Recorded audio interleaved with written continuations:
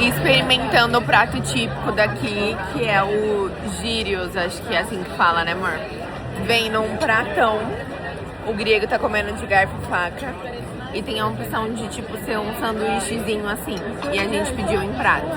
Gente, tô muito descabelada. Ó, tem carne de porco, frango, um pãozinho, salada, cebola e 2 tipos de molho.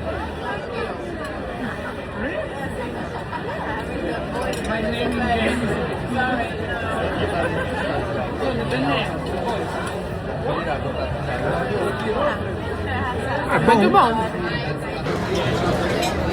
Muito bom, gente.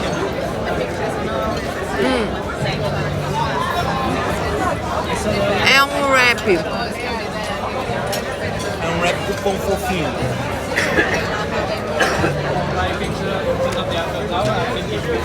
Gostei. Aprovado.